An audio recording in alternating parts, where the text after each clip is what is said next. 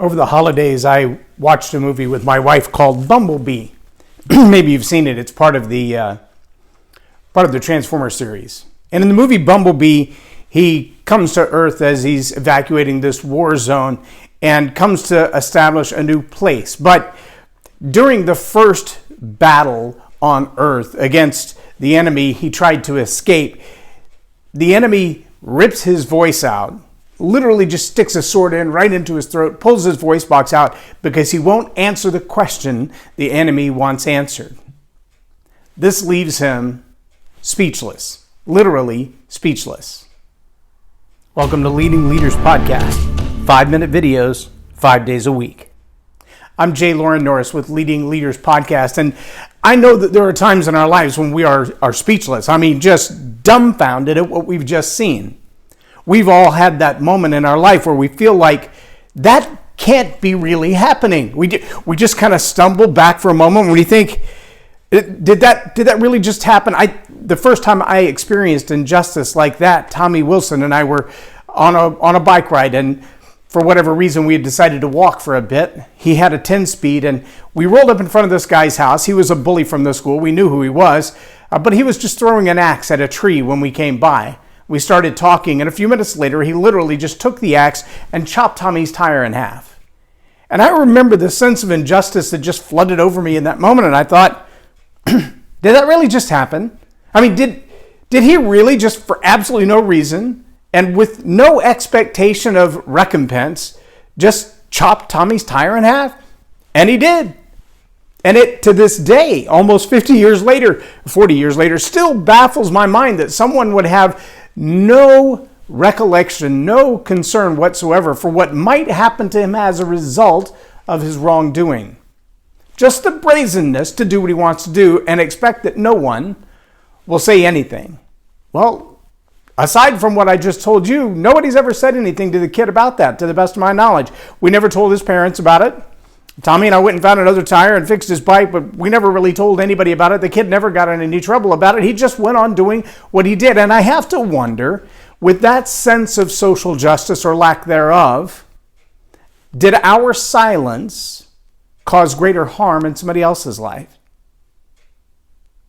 Last Sunday, just last Sunday, barely a week ago, there was a shooting in a church in Fort Worth, Texas. A man walked in, armed, ready to take lives, began shooting people, and immediately good people in the crowd stood up and said, "We can't wait for 911, we can't wait for the police, we need to take action now." And rather than remain silent, ducked under the chairs, hoping for the best, they returned fire and ended the incident. Unlike Tommy and I, who just watched what was evil happen and let it slide and hoped nobody else got in the path of that, these men responded and saved lives. Now, I don't care what your political position is on guns, but let's ask the same question about kidnapping or sex trafficking or drug dealing or robbing a bank or robbing a house or stealing someone's car. How many times would you simply sit idly by because it's easier for you not to engage? It's easier for you to say absolutely nothing than to dive into this world of injustice, of evil, of bad people, of bad thinking, of bad things, and do something. See, I think we all, at some point in our life, we reach the place of challenge where we're asked, will you lead or will you watch idly by? And I'm afraid for many people, watching idly by has become much more comfortable. It's a lot easier to say nothing. It's why in our public squares today we have minorities, and I don't mean minorities by race. If that's the way you took that, forgive me, that is not what I mean. I don't mean minorities by race. I mean small clusters of people who have very loud voices and very strong opinions, and these very small clusters of people act like a mob mentality. And with a simple gesture or a posture or a political posturing, they scare away those who would be strong leaders, those who would be parents, those who would guide in accuracy. And instead, our leaders cower like small children, and they run to the corner and they do nothing and they say nothing. And they remain silent while this small band of ne'er-do-wells do horrible damage in the political psyche, in the social fabric, in the cultures of our day. And we as leaders have an obligation to stand up and to speak out. In the movie Bumblebee, There was a teenage girl who first encounters this robot, who's found him in a place where he has been silenced, where all of his power as a giant robot with great strength and battle armor is terrified. And until he's basically electrocuted a couple of times by stun guns, he remains unaware of who he is. He's lost his identity. He's lost his core memory functions. His ability to identify his own strength and his own power and what he stands for and why he's here has been silenced and erased. And I believe there are many of you watching this video today who have somehow lost your principles. You've lost those core values. You've lost your own connection with the strength of who you are and why you're here. And someone needs to lead. Someone needs to speak up for you, with you, on your behalf, to step in behind you, to encourage you, to push you forward, to do what you're made to do. And for right now, that's going to be me. So I'm going to challenge you and I'm going to encourage you. Find your purpose. Find your strength. Figure out what it is that you're most passionate about in this life. And I'd be willing to bet that there's something in your life that you're passionate about that out of fear you've remained silent about. Something that you're called to do that no one else can do like you. And I want to challenge you today to stand up, to speak up, to do what you know is right, even if it means you lose Instagram followers, even if it means you lose friends, even if it means you lose the political race. Do something. Say something. Get involved somewhere for those things that deeply touch your heart and activate yourself again in the areas of your core values.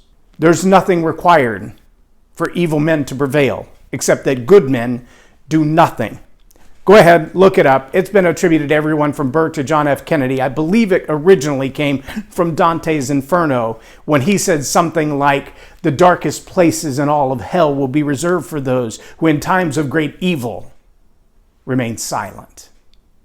I'm Loren Norris with Leading Leaders Podcast for Tell It Like It Is TV. Have a blessed day. Subscribe now for our extensive video library of leadership lessons promoting faith, family, and freedom. Notice that some of the most fascinating conversations you'll ever have. In fact, some of the most fascinating things that you'll learn are from unexpected conversations. Interviews that people have had in various environments have sometimes triggered a conversation offline that really opens up some new ideas. I'm sending out this invitation.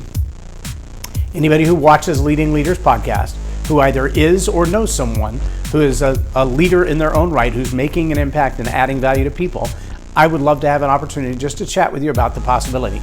Now, in the comments below this post, there will also be a link to go to the application for anyone who is in leadership to just kind of fill that out. Let's talk about why you feel like what you have to say would be of great benefit to this audience and to growing this audience, to growing influence for you and for Leading Leaders Podcast. So if that's something you're interested in, go to the comments, click on the link, and we would love to have a conversation with you. I'm Loren Norris with Leading Leaders Podcast for Tell It Like It Is TV. Have a blessed day. Subscribe now for our extensive video library of leadership lessons promoting faith, family, and freedom.